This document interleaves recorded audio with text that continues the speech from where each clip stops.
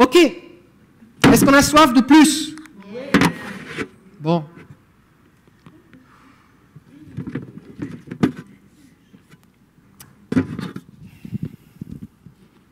J'aimerais vous relire Matthieu chapitre 10, verset 1er. Puis il appela ses 12 disciples et leur donna l'autorité pour chasser les esprits impurs et guérir toute maladie et toute infirmité. Jésus a donné à ses disciples l'autorité.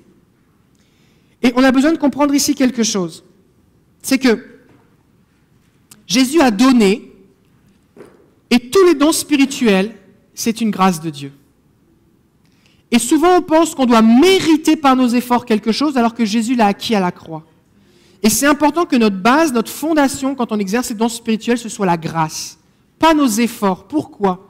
Parce que des fois tu vas être à Walmart en train de faire tes courses, tu vas être au Costco, tu vas être à l'épicerie, à la pharmacie, tu vas mettre du gaz, tu vas promener ton chien, tu vas être dans un repas de famille, tu vas être au travail, tu vas pas forcément être en train d'écouter Sephora qui chante « Éveille en moi, que mon cœur brûle, passion ». Tu vas pas avoir l'impression de sentir particulièrement la présence de Dieu. Peut-être que tu te seras levé ce matin-là un peu plus en retard, tu n'auras pas lu ta Bible, tu auras juste parlé en langue 2 secondes dans la voiture, ou peut-être même pas, tu te seras chicané avec tes enfants en les déposant à l'école, tu vas être dans toutes sortes d'émotions, et là, l'occasion se présente pour prier pour quelqu'un.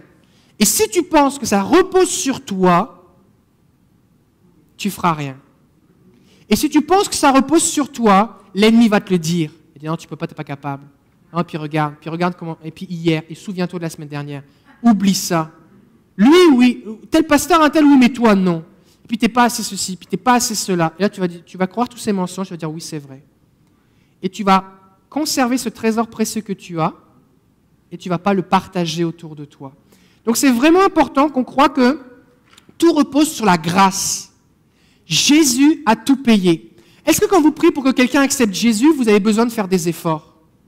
Non.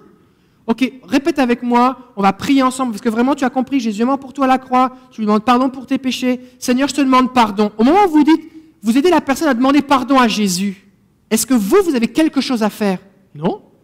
Vous savez que Jésus va la pardonner. Tu dis, demande pardon à Jésus. Saint-Esprit, viens dans mon cœur, fais de moi une nouvelle créature. Tu fais aucun effort. Ça se passe. Toi, tu es juste content, tu es un spectateur. Tu es un facilitateur, on va dire. Mais la guérison, c'est pareil. Et ça, il faut qu'on le croie. En fait, l'obstacle à la guérison, il se passe ici, il se passe dans notre tête. Oui, les gens qui sont malades peuvent avoir des obstacles dans leur tête, mais on voit nulle part Jésus qui va dire « Oh, il y a un obstacle dans ta vie, je ne peux pas te guérir. » Change ta théologie d'abord. Arrête de pécher. Fais telle affaire. Non. Juste même le fait de croire qu'il y a un obstacle à la guérison, déjà ça c'est un mensonge. Par exemple, Jésus va voir un homme qui est à la piscine de Bethesda. Les gens sont là parce que un ange vient de temps en temps agiter l'eau. Et quand les gens voient que l'eau s'agite, ils ne voient pas l'ange mais ils voient l'eau s'agiter. Ce premier qui plonge dans l'eau, il est guéri. Cet homme attend pendant 38 ans. Jésus se pointe, il arrive, plein de malades, il va le voir et il lui dit « Lève-toi, prends ton lit et marche ». Cet homme ne connaît même pas le prénom de Jésus. Parce que quand il va porter son lit, que les gens vont le rencontrer, ils vont dire « Qu'est-ce que tu fais ?» Il va lui dire « Celui qui m'a guéri m'a dit « Prends ton lit et marche ». Et quand Jésus va revenir le voir, il va lui dire « Crois-tu au Fils de l'homme ?» Il va dire « Mais qui c'est ?» Il dit « C'est moi ». Il dit « Oh, je crois ». Donc, il ne croyait rien. Il ne croyait même pas le nom. Il ne savait même pas que c'était Jésus qui l'avait guéri. Donc, il ne croyait rien, le gars. Et c'est l'une des seules personnes à qui Jésus va dire « Va et ne pêche plus de peur qu'il ne t'arrive quelque chose de pire. » Donc, il est fort probable que sa condition était reliée à un péché. Peut-être que c'était un voleur qui s'était introduit par un toit, qui était tombé, qui s'était fracassé le dos. Peut-être que c'était quelqu'un qui avait fait telle ou telle chose. Peut-être qu'il s'était battu, je ne sais pas ce qui s'était passé.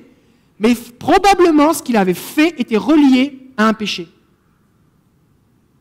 Et Jésus va lui dire, ne pêche plus de peur qu'il ne t'arrive quelque chose de pire. Des fois, les gens sont guéris, et après ça, ils font des niaiseries, et ils redeviennent malades. Ce n'est pas qu'ils ont perdu leur guérison. C'est que la santé, ce n'est pas quelque chose qu'on a qu'on a à vie, dans le sens que si par exemple je me casse une jambe en faisant du ski et que Jésus me guérit, merci Jésus. Mais maintenant, si je peux me recasser la même jambe ou une autre jambe en faisant autre chose, c'est pas que j'ai perdu ma guérison. Je disais récemment un témoignage, je pense que c'est dans ce livre ici, Exercer la puissance de guérison, ils en parlent.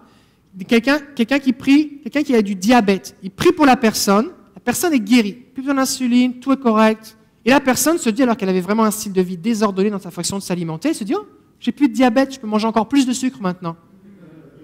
Et quelques mois plus tard, elle retrouve un diabète encore plus sévère. D'accord ?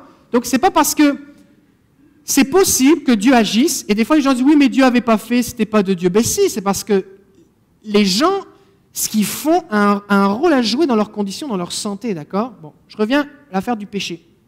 Il ne connaît pas Jésus, il ne connaît pas son nom, il n'a pas la foi, parce que Jésus est face à lui, il dit, ah, mais il n'y a personne pour me mettre dans la piscine. Non, mais Jésus est face à toi. Ce n'est pas la foi de Bartimée, Jésus, aie pitié de moi. Jésus est face à lui, il ne réalise même pas. Il croit qu'il parle à un inconnu. Et Jésus le guérit. Donc ça veut dire quoi ? Que Jésus n'a pas besoin que la personne ait la foi en Jésus pour guérir. Ah oui, mais s'il n'y a pas la foi, je ne peux pas prier pour lui. Tu n'as pas besoin de dire, est-ce que tu crois en Jésus ? On n'a rien à faire de la réponse. Parce que ce n'est pas un obstacle. Tu n'as pas besoin de dire, est-ce que tu as commis du péché ou pourquoi ça t'est arrivé ? Est-ce que c'est parce que tu as commis quelque chose ? Ce n'est pas un obstacle pour Jésus. De quelle religion tu es ? Tout ça, ça n'a rien à voir. Il n'y a pas d'obstacle pour Jésus à la guérison. Oui, mais si c'est un démon, Jésus va guérir un aveugle qui est sourd et muet, ça ne le dérange pas. Oui, mais ça fait longtemps, la femme qui était courbée depuis 18 ans, Jésus l'a guérie. Oui, mais il y a de l'opposition autour, Jésus, ça ne l'empêche pas d'agir. Donc, en fait, les obstacles, ils sont dans ma tête. Et ce qui est difficile à prendre, c'est que la responsabilité la guérison ne repose pas sur celui qui reçoit la guérison, mais sur celui qui prie. C'est moi qui suis responsable que quelque chose se passe. Oui, mais pasteur, tu viens de nous dire qu'il fallait reposer sur la grâce. Oui, mais je ne dois pas culpabiliser les gens ou accuser les gens ou mettre la responsabilité sur eux que c'est eux qui ont un problème. Déjà, ils sont en train de souffrir, c'est déjà pas assez. Et en fait, nous devons rechercher la foi, la compréhension, la puissance, l'onction, l'intimité, la révélation, tout ce qu'on a besoin, les percées spirituelles. On va jeûner, on va lire, on va étudier, on va se coller avec des gens qui vivent plus, on va prendre des risques, on va essayer encore, on va persévérer, parce que les gens ont besoin. Jésus a tout accompli, les gens ont besoin, et entre deux, il y a nous. Jésus a tout payé pour que les gens soient sauvés, les gens sont perdus, entre deux, il y a nous. Des gens vont en enfer parce que des chrétiens n'annoncent pas l'évangile. Est-ce que tout le monde est d'accord avec ça? Oui? Des gens sont malades parce que des chrétiens ne guérissent pas les malades. Ah, mais ça, pasteur, je trouve ça un peu difficile parce que tu comprends quand même, j'ai vraiment compassion, j'ai vraiment pitié, j'ai vraiment prié pour telle personne, puis elle est morte quand même, puis je trouve ça difficile de dire ça, je ne le prends pas, ça blesse mon cœur. Oui, mais c'est la vérité. Parce que Jésus a tout payé. Et ce qui est difficile, c'est de se remettre en question. C'est de dire, je ne vis pas la vie chrétienne normale. J'ai besoin de plus.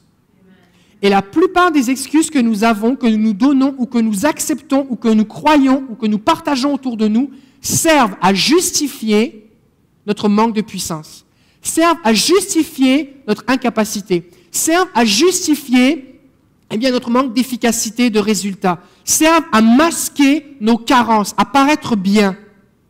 Je vais vous dire quelque chose. Quand tu es pasteur, c'est beaucoup plus facile de dire à quelqu'un pour qui tu pries qui n'est pas malade, de dire quelque chose comme « en son temps », Dieu va agir en son temps,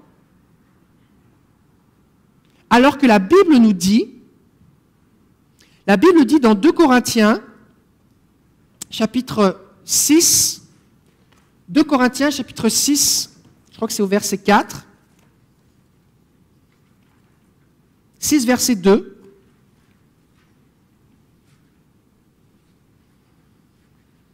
« laisse regarder parce que c'est un bon verset à souligner. Ça. 2 Corinthiens 6, 2.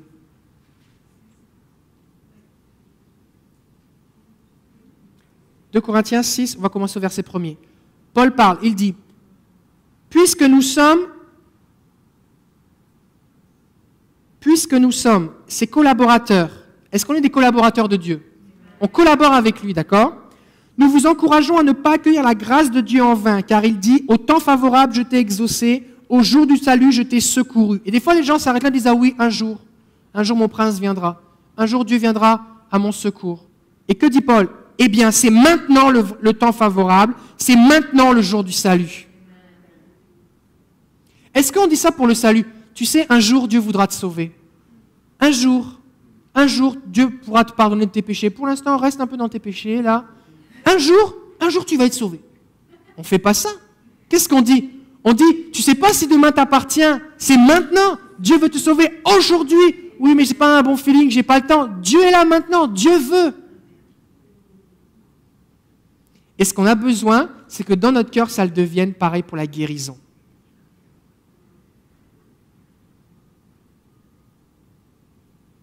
Alors c'est plus facile. Moi honnêtement, je vous le dis, c'est plus facile quand je prie pour quelqu'un de dire, bah tu sais, on va voir, on s'attend à Dieu, et puis au temps de Dieu, puis c'est plus facile de dire ça que de dire, écoute, j'ai vraiment besoin de plus.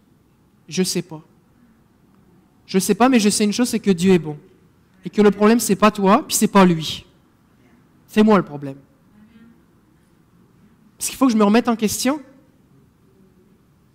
Et si on est prêt à se remettre en question, Dieu va nous confier plus de choses. Jésus n'a jamais reproché aux gens leur manque de foi, aux malades. Souvent on dit, oh, mais c'est parce que tu n'as pas assez la foi, tu n'es pas guéri. Si tu avais la foi comme moi, bah, si vraiment toi tu as la foi, bah, guéris-le. La seule personne à qui Jésus va souvent honorer la foi des gens, il va dire, qu'il soit fait selon ta foi, j'ai jamais vu une aussi grande foi en Israël, voici un homme de foi, quelle foi? Il va honorer la foi, il dit, waouh, il y a de la foi ici. Mais à qui Jésus va reprocher le manque de foi? Il va reprocher l'incrédulité aux pharisiens et les apôtres.